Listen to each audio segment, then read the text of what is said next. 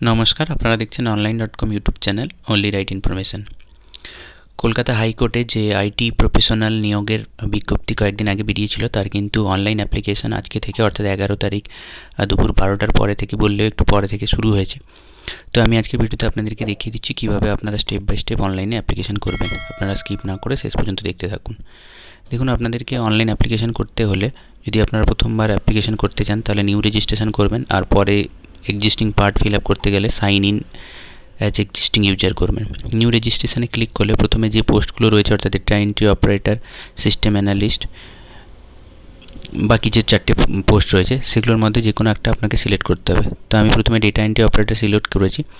দেখুন, ওখানে অ্যাডভার্টাইজমেন্টে যে মিনিমাম কোয়ালিফিকেশান চাওয়া হয়েছিল অর্থাৎ মাধ্যমিক পাস কিনা ইয়েস করে নেবেন, কম্পিউটারে ডিপ্লোমা আছে কিনা ইয়েস করে নেবেন, আর আপনার 8000 কি ডিপ্রেশন পার আওয়ার স্পিড রয়েছে কিনা, তিনটেই আপনাকে ইয়েস করতে হবে যেহেতু এসেনশিয়াল রয়েছে। তারপর ডিক্লারেশন চেক বক্সে ক্লিক করে নেক্সট করে দেবেন। নেক্সট করলেই আপনার সামনে এরকম একটা উইন্ডো আসবে যেখানে প্রথমে অ্যাপ্লিক্যান্টস নেম লিখতে হবে।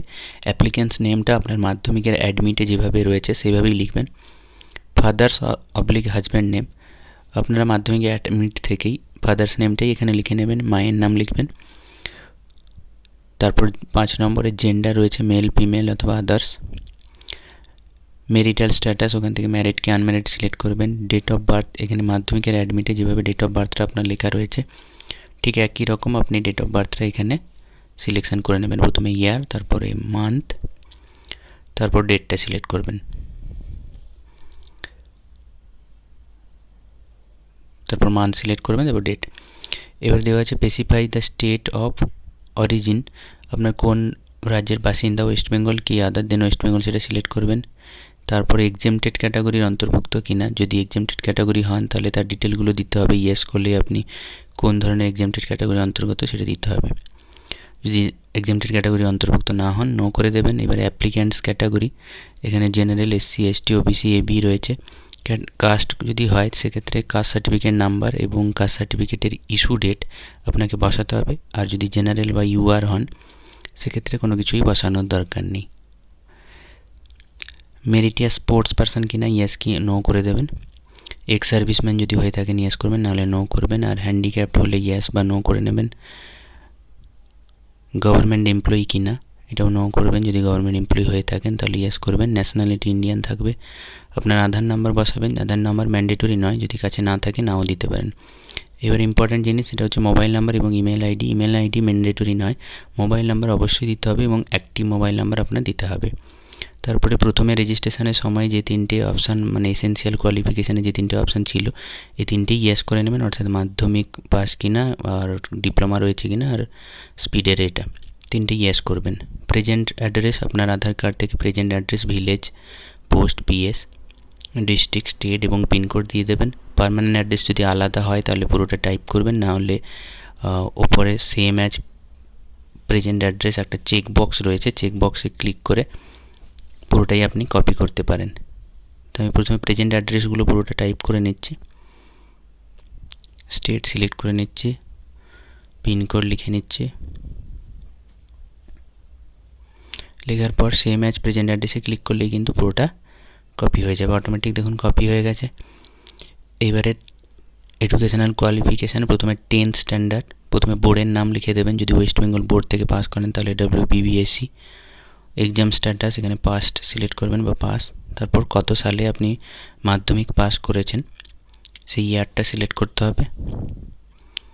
নেক্সট হচ্ছে 12th স্ট্যান্ডার্ড, যদি 12 পাস হয়ে থাকেন সেক্ষেত্রে 12 লিখবেন। এটা ম্যান্ডেটরি নয়, না থাকলেও হবে, আপনি যেহেতু মিনিমাম কোয়ালিফিকেশান মাধ্যমিক চেয়েছে।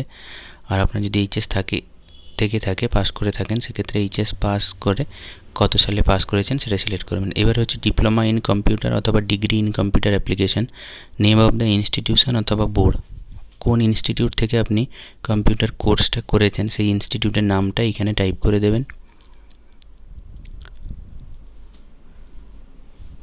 ইনস্টিটিউটের পুরো নাম আপনি টাইপ করে নিতে পারেন।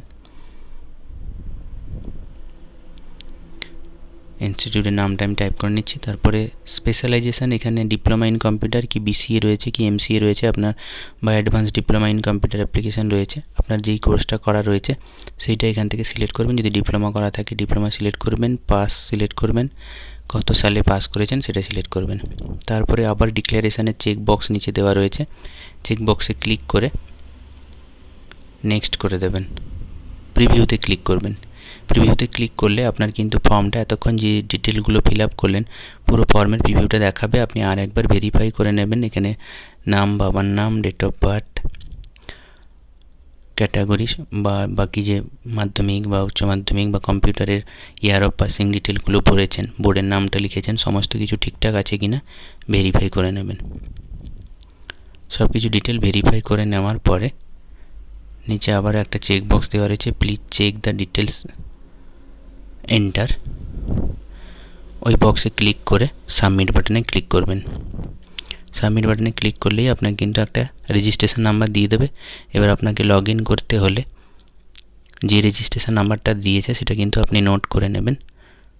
তারপর ক্লিক টু লগ ইন যে বাটনটা রয়েছে অরেঞ্জ কালারের, ক্লিক টু লগ ইন বাটনে আপনি ক্লিক করবেন। লগ ইন বাটনে ক্লিক করলেই আপনাকে রেজিস্ট্রেশন নাম্বার এবং ডেট অফ বার্থ দিয়ে লগ ইন করতে হবে। দেখুন আমি ক্লিক টু লগ ইন বাটনে ক্লিক করে নিচ্ছি।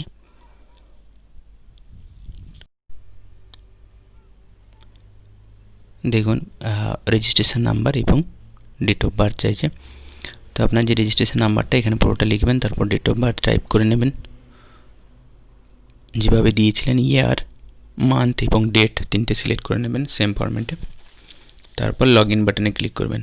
দেখুন এবারে আপলোড সেকশন চলে এসছে। এখানে কিন্তু আপনাকে আপনার ফটোগ্রাফ এবং সিগনেচার আপলোড করতে হবে এবং ফটোগ্রাফ কীভাবে রিসাইজ করবেন সেটা বলা আছে। 165 থেকে 125 পিক্সেলের মধ্যে এবং 20 থেকে 50 কেবি, এবং সিগনেচারটা 10 থেকে 20 কেবি 80x125 পিক্সেলের হবে।